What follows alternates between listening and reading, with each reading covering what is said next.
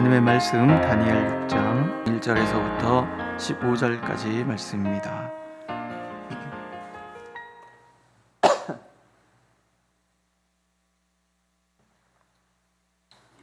다니엘 6장 1절에서 15절 한 목소리로 읽겠습니다. 1절.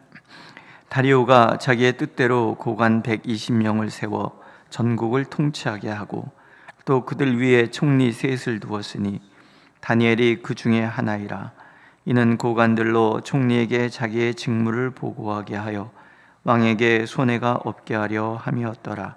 다니엘은 마음이 민첩하여 총리들과 고관들 위에 뛰어나므로 왕이 그를 세워 전국을 다스리게 하고자 한지라. 이에 총리들과 고관들이 국사에 대하여 다니엘을 고발할 근거를 찾고자 하였으나 아무 근거 아무 허물도 찾지 못하였으니 이는 그가 충성되어 아무 그릇됨도 없고 아무 허물도 없음이었더라. 그들이 이르되 이 다니엘은 그 하나님의 율법에서 근거를 찾지 못하면 그를 고발할 수 없으리라 하고, 이에 총리들과 고관들이 모여 왕에게 나아가서 그에게 말하되 다리오 왕이여 만수무강하옵소서. 나라의 모든 총리와 지사와 총독과 법관과 관원이 의논하고 왕에게 한 법률을 세우며 한 금령을 정하실 것을 구하나이다. 왕이여 그것은 곧 이제부터 30일 동안에 누구든지 왕 외에 어떤 신에게나 사람에게 무엇을 구하면 사자굴에 던져 넣기로 한 것이니이다. 그런즉 왕이여 원하건대 금령을 세우시고 그 조서에 왕의 도장을 찍어 메대와 바사에 고치지 아니하는 규례를 따라 그것을 다시 고치지 못하게 하옵소서 하며, 이에 다리오 왕이 조서에 왕의 도장을 찍어 금령을 내니라. 다니엘이 이 조서에 왕의 도장이 찍힌 것을 알고도 자기 집에 돌아가서는 윗방에 올라가 예루살렘으로 향한 창문을 열고 전에 하던 대로 하루 3번씩 무릎을 꿇고 기도하며 그의 하나님께 감사하였더라. 그 무리들이 모여서 다니엘이 자기 하나님 앞에 기도하며 간구하는 것을 발견하고, 이에 그들이 나아가서 왕의 금령에 관하여 왕께 아뢰되 왕이여 왕이 이미 금령에 왕의 도장을 찍어서 이제부터 30일 동안에는 누구든지 왕 외에 어떤 신에게나 사람에게 구하면 사자굴에 던져 넣기로 하지 아니하였나이까 하니, 왕이 대답하여 이르되 이 일이 확실하니 메대와 바사에 고치지 못하는 규례니라 하는지라. 그들이 왕 앞에서 말하여 이르되 왕이여 사로잡혀 온 유다 자손 중에 다니엘이 왕과 왕의 도장이 찍힌 금령을 존중하지 아니하고 하루 3번씩 기도하나이다 하니, 왕이 이 말을 듣고 그로 말미암아 심히 근심하여 다니엘을 구원하려고 마음을 쓰며 그를 건져내려고 힘을 다하다가 해가 질 때에 이르렀더라. 무리들이 또 모여 왕에게로 나와서 왕께 말하되 왕이여 메대와 바사의 규례를 아시거니와 왕께서 세우신 금령과 법도는 고치지 못할 것이니이다 하니 아멘. 다니엘은 특별한 사람입니다. 유대 사람이면서 바벨론의 포로로 끌려왔어요. 그런데 포로로 끌려왔음에도 불구하고 그 총명함과 지혜 때문에 왕에게 인정을 받아서 등용이 됩니다. 높은 위치에 있지요. 보통 그 왕이 죽고 나면 그 다음에 후대가 그 전임 왕의 고관들은 보통 이렇게 바꾸게 되어 있잖아요. 그럼에도 불구하고 느부갓네살 왕이 죽고 계속 반란이 일어나거든요. 반란의 와중에도 다니엘은 그 위치를 늘 보존을 합니다. 벨사살 왕 같은 경우에는 셋째 치리자로 삼잖아요. 뭐 여기까지는 우리가 있을 수 있다 생각한 나라니까. 그런데 바벨론이 망하고 메대와 바사의 왕국이 새로 들어선 거예요. 그럼에도 불구하고 새로 들어선 그 왕조, 민족도 다르고 나라도 다른데 그럼에도 불구하고 다니엘은 그 왕조에서도 총리가 됩니다. 이게 가능한가? 그러니까 다니엘이라는 사람이 당시에 바벨론뿐만이 아니라 이 메데 바사, 이 페르시아 왕조에서조차도 인정받는 그런 정말 위대한 그런 사람이었다. 그거밖에 설명이 되지 않습니다. 어떻게 이 사람이 이렇게 되었을까? 다니엘에 대한 평가가 나오죠. 마음이 민첩하여 총리들과 고관들 위에 뛰어났다. 그리고 총리와 고관들과 국사에 대하여 다니엘을 고발할 근거를 찾지만 아무 근거도 찾지 못한 게 그가 충성되어 아무 그릇됨도 없고 아무 허물도 없음이었다. 굉장히 민첩하고 지혜로운 사람인 것뿐만이 아니라 삶 자체가 깨끗한 거예요. 흠을 잡을 수 없는 그런 사람. 누가 하신 일일까요? 이게 하나님이 하시는 일인 거예요. 하나님 앞에 전심을 다해서 왕의 진미로 자신을 더럽히지 않겠다, 거룩함을 깨지 않겠다라고 다짐하고 오직 하나님만 바라봤던 다니엘, 사드락, 메삭, 아벳느고에 대해서 하나님께서는 책임을 주시는 거예요. 물론 그 다니엘의 그 믿음의 결기, 하나님 앞에 변치 않는 그 믿음의 신실함, 이것과 하나님의 축복이 만나니까 다니엘은 나라가 바뀌었음에도 불구하고 귀하게 여김받는 그런 사람이 될 수 있었던 거예요. 우리에게 지혜를 주시고 사람들에게 인정받게 하시는 분은 오직 하나님뿐이라는 거, 다니엘서가 반복해서 우리에게 들려주는 그런 내용입니다. 하나님은 이렇게 다니엘을 새로운 왕조에도 중용되게 만들어 주심으로 지금 유대 하나님의 백성들을 지키시는 거예요. 지금 이스라엘 백성들이 포로로 끌려왔던 그 와중에도 하나님 심판이에요.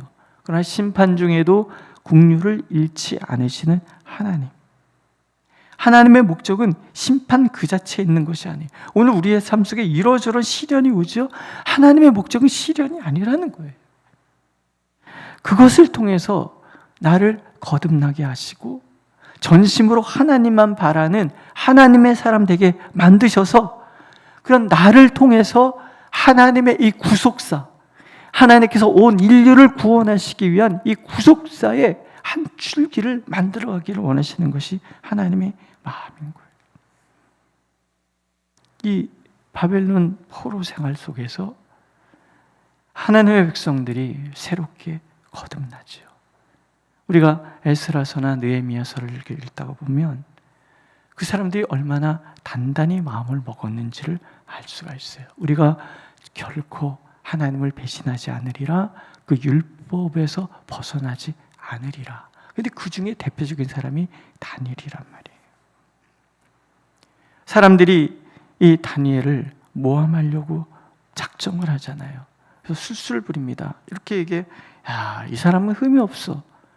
결국은 이 사람이 그렇게 지키려고 하는 율법을 통해서만 이 사람을 넘어뜨릴 수 있어. 이렇게 얘기를 해요.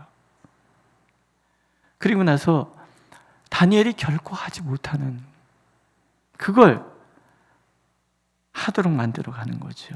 다니엘은 하나님께 하루에 3번 기도하는 거. 이거 유대인들이 이미 유대 땅에 있을 때에도 하나님 앞에 예배 드리는 것이 변치가 않잖아요. 하루에 3번 하나님 앞에 소제를 올리고 늘 기도하는 시간이 있는 거예요.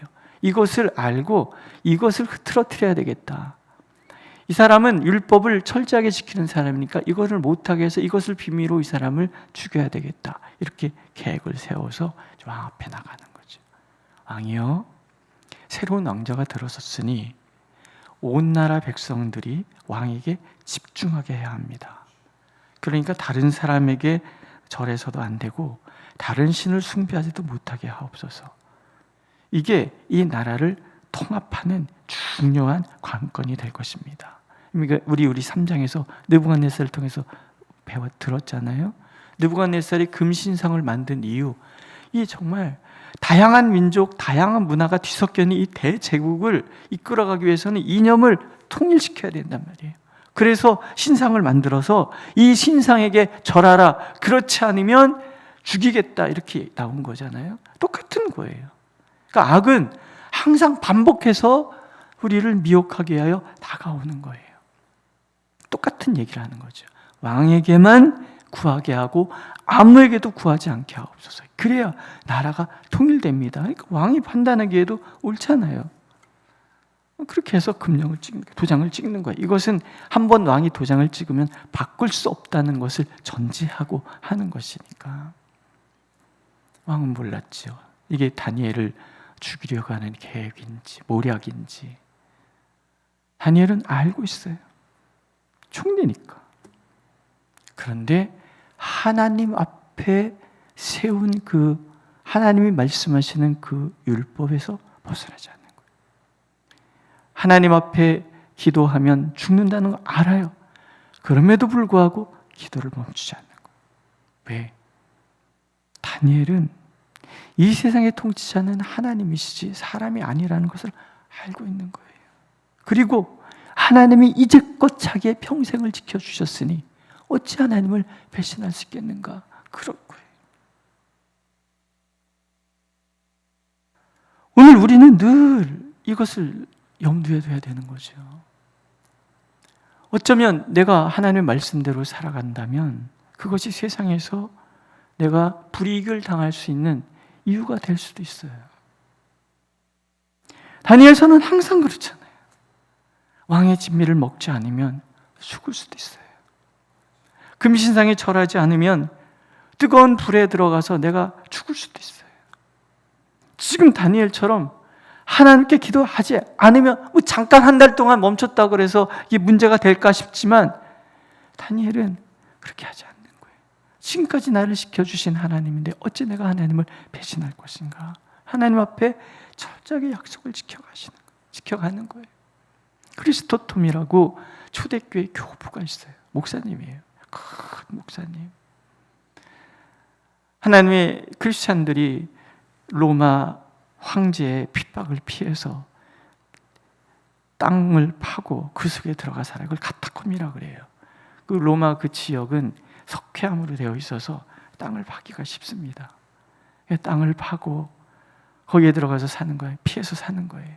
예수를 믿으면 재산을 몰수당하고 이런 어떤 행정직에 공무원에 취직할 수도 없고 경제 생활을 할 수가 없어요. 그럼에도 불구하고 사람들은 거기에 들어가는 거예요. 이제 왕이 이들을 어떻게든지 달래보려고 그리스도를 부르는 거예요. 나와라. 한 가지만 해라. 예수를 믿지 않는다고 한마디만 하면 너희들 다 풀어줄 것이다. 그러면 크리스토톰이 이렇게 얘기를 한다는 거예요. 내 나이 80인데 지금까지 예수께서 나를 지켜주셨습니다. 근데 어찌 내가 내 한 목숨 살려고 예수님을 배신할 수 있겠습니까? 그리고 다시 땅속으로 들어가는 거예요. 그러면 이제 로마 그 사람들이 에이 저 크리스찬들 이렇게 욕을 하는 거예요. 우리가 하나님 앞에서 내게 주어진 모든 분복이 하나님의 선물임을 안다면 그 하나님은 단 한순간도 우리를 배신한 법이 없다는 것을 안다면 하나님 말씀하시는 거예요. 우리 또한 하나님 앞에 신실한 삶을 살아야 된다 하는 거예요.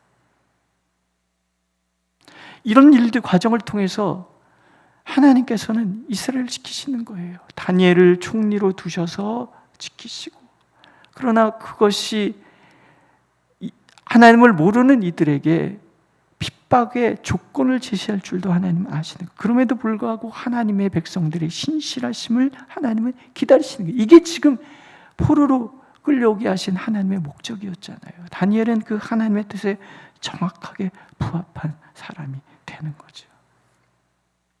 우리는 민수기 23장 19절에 하나님의 말씀을 알죠. 하나님은 사람이 아니시니 후회도 안 하시고 말씀을 바꾸시는 법도 없고, 하나님이 역사하시는 것에 대한 힌트를 우리는 없어요. 율법을 통하지 않고는 이 사람을 망하게 할 수 없겠다. 그에게 이면은 뭐예요? 하나님은 말씀을 지켜 행하는 사람들을 위해서 또한 이 일을 행하실 것이다. 이렇게 보이는 거죠.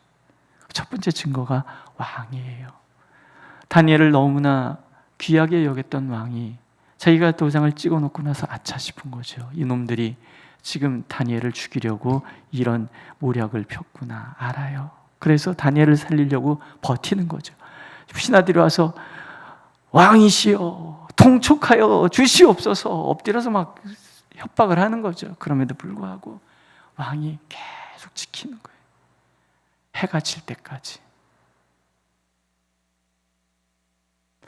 하나님은 내가 하나님의 사람으로서 살아가면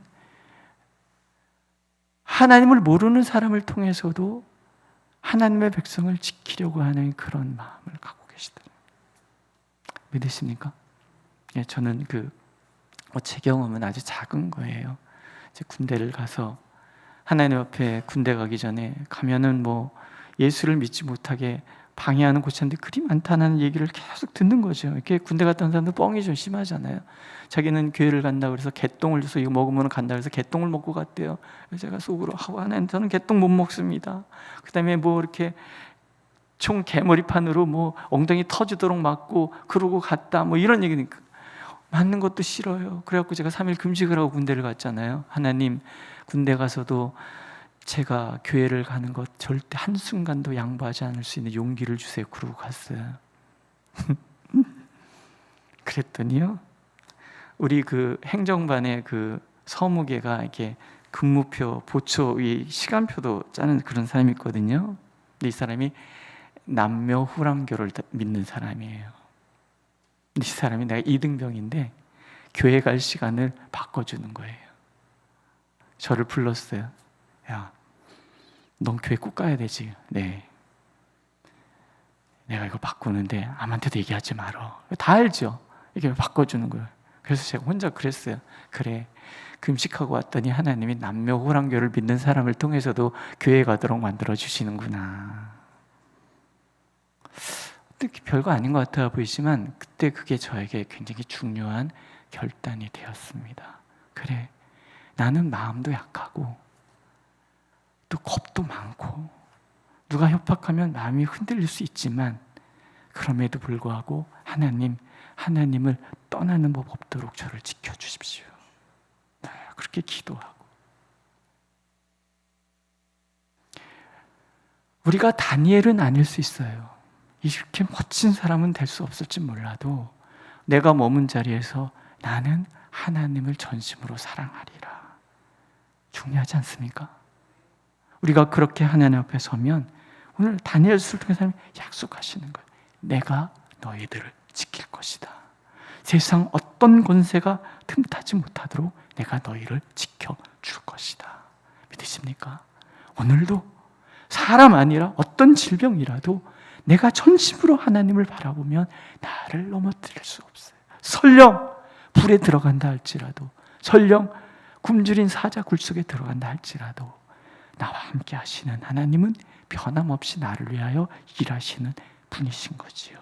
오늘도 우리가 그 믿음으로 하나님 앞에 서기를, 하나님 앞에 신실함으로 나가기를, 그러면 하나님께서는 신실하신 하나님을 만나게 되리라 약속하고 계십니다. 기도하겠습니다. 주님, 세상은 하나님의 백성된 우리들을 대적합니다. 싫어합니다. 주님이 말씀하신 것처럼 어둠에 속해 있기 때문입니다. 그러나 우리는 주님의 빛 가운데 있사오니 주여 우리를 지켜주시고 인도하여 주옵소서. 한순간도 주님을 떠나지 않도록 우리를 붙들어 주시고, 또한 그러므로 날마다 우리를 붙드시는 하나님을 늘 느끼는 삶이 되도록 인도하여 주옵소서. 예수님의 이름으로 기도드렸습니다. 아멘. 하늘에 계신 우리 아버지, 아버지의 이름을 거룩하게 하시고 아버지의 나라가 오게 하시며 아버지의 뜻이 하늘에서와 같이 땅에서도 이루어지게 하소서. 오늘 우리에게 일용할 양식을 주시고 우리가 우리에게 잘못한 사람을 용서해 준 것 같이 우리 죄를 용서하여 주시고 우리를 시험에 빠지지 않게 하시고 악에서 구하소서. 나라와 권능과 영광이 영원히 아버지의 것입니다. 아멘.